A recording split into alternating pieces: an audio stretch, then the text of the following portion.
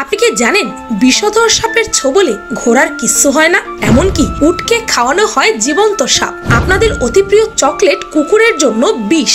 আমাদের আশেপাশে কোটি কোটি প্রাণীর বসবাস, তাদের মধ্যে কয়টি প্রাণীর ব্যাপারে আপনি জানেন? তবে পিনিক পায়ের আজকের ভিডিওতে আপনাদেরকে জানাবো প্রাণীদের সম্পর্কে এমন কিছু দুর্লভ আর রোমাঞ্চকর তথ্য যা আপনি এর আগে কখনোই শোনেননি।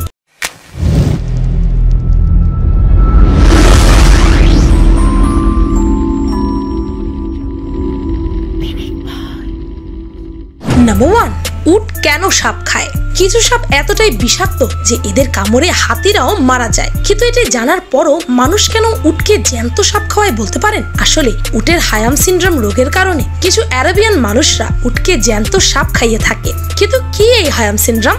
ভাইরাসের প্রোটিন আবরণকে বলে প্রিয়ন। প্রিয়ন নামক জীবাণুর আক্রমণে উটের হায়াম সিনড্রোম রোগ হয়। এই রোগের কারণে প্রিয়ন জীবাণু শনাক্ত করা বেশ কঠিন, তাই হায়াম সিনড্রোমের সঠিক কারণ সহজে নির্ণয় করা যায় না। এই রোগ হলে উট একদম খাওয়া দাওয়া ছেড়ে দেয়। মৃত্যুর আগ পর্যন্ত উট শুধু সূর্যের দিকে তাকিয়ে থাকে। এই রোগে 55% উটই মারা যায়। এই রোগ থেকে বাঁচার জন্য উটের মালিক বিষাক্ত সাপ ধরে আধমরা করে উটের গলায় ঢুকিয়ে দেয়। সাপ যখন পাকস্থলীতে যায় তখন তার বিষের প্রভাব শুরু হয়। এই বিষের তীব্রতায় উটের জ্বর আসে, যন্ত্রণায় ছটফট করতে থাকে তারা।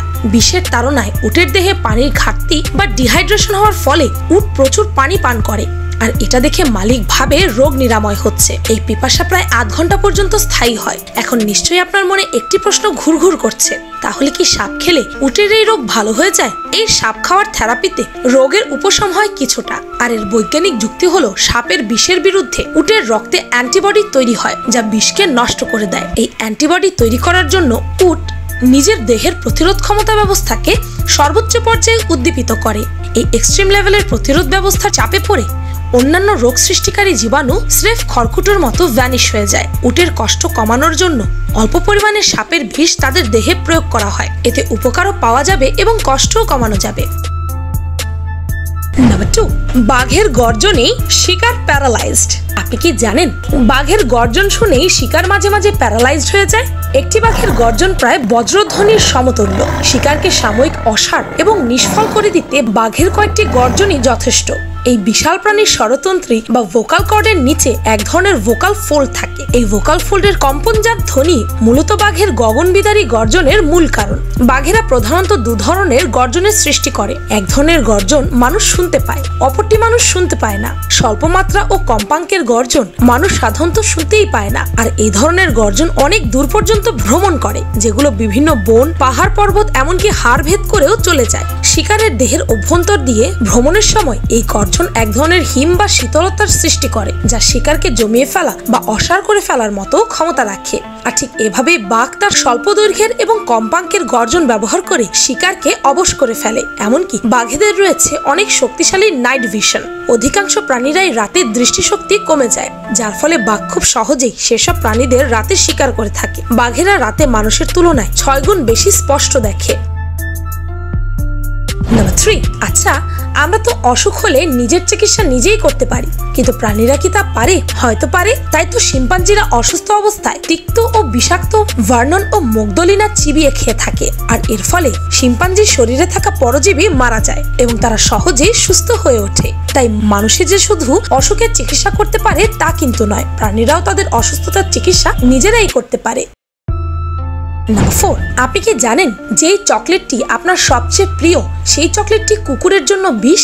একটি কুকুর মারতে মাত্র 1 পাউন্ড চকলেটই যথেষ্ট। সাধারণত মিষ্টি জাতীয় পদার্থে অ্যালকালয়েডস রয়েছে, আর চকলেটে পাওয়া যায় সবচেয়ে বিপজ্জনক থেরোব্রোমিন। এটি ভাস্কুলার কার্ডিয়াক সিস্টেমকে ক্ষতিগ্রস্ত করে, যা মানুষের জন্য ক্ষতিকর না হলেও একটি কুকুরকে মৃত্যুর দিকে ঠেলে দেয়। আর এদিকে আঙুর, পেঁয়াজ, রসুন, কিশমিশে হয় বিড়ালের বিষক্রিয়া।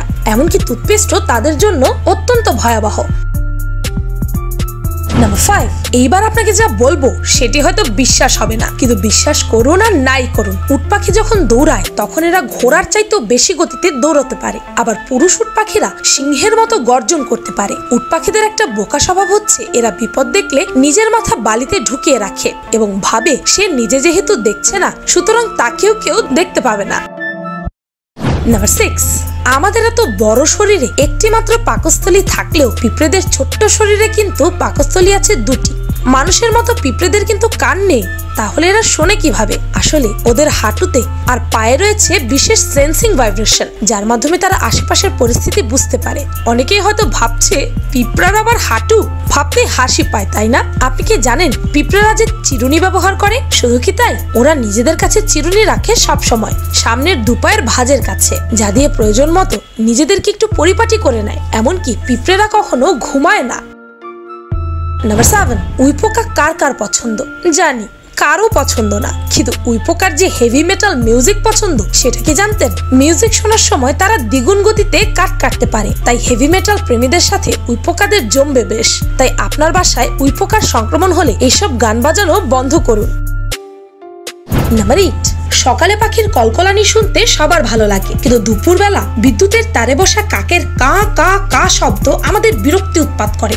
রাগের মাথায় বলে ফেলি, কারেন্ট শক খেয়ে কাকের বংশ ধ্বংস হোক। কিন্তু জানেন কি, যেসব প্রাণী ডিম পারে তাদের কারেন্টের শকই করে না, অর্থাৎ পাখিদের কারেন্টের শক লাগে না। কিন্তু কেন? পাখির নখ ক্যারোটিন প্রোটিনে তৈরি। এই প্রোটিন মোটামুটি বিদ্যুৎ কুপরিবাহী। এ কারণে কারেন্ট পাখির পা দিয়ে দেহে খুব অল্প মাত্রায় প্রবেশ করে। এই অল্প কারেন্টে পাখির তেমন কিছুই হয় না, তাই পাখি বিদ্যুৎ পৃষ্ঠ হয় না। পাখির পায়ের চামড়াও শক্ত ক্যারোটিনের তৈরি, এটি অল্প মাত্রায় বিদ্যুৎ কুপরিবাহী, তাই পাখি বিদ্যুতের তারে বসলে মরে না। এমনকি পাখির পালক বিদ্যুৎ কুপরিবাহী, কারেন্ট এই পালকের উপর দিয়ে অতিক্রম করলেও দেহের ভেতর প্রবেশ করে না, তাই ইলেকট্রিক তারে বসলে পাখিরা মরে না। কিন্তু কখনো কখনো পাখি শক খেয়ে মারা যায়, কেননা পাখির পাখা পজিটিভ এবং নেগেটিভ তারে একসাথে স্পর্শ করলে তখন পাখি কারেন্টের শক খায়। কিছু কাক বেশি ছোটাছুটি করতে গিয়ে এই কাজ করে এবং ধরা খায়।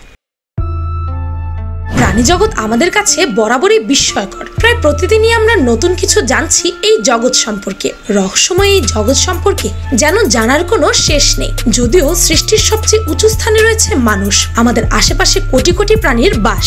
তার মাঝে বৈজ্ঞানিক পর্যবেক্ষণের আওতায় হয়তো মাত্র শখানেক প্রাণী আছে, আর তার মধ্য থেকেও আমরা চিনি এবং জানি এমন প্রাণীর সংখ্যা হাতে গোনা মাত্র কয়েকটি। কিন্তু বেশিরভাগ প্রাণী সম্পর্কেই আমরা জানিই না।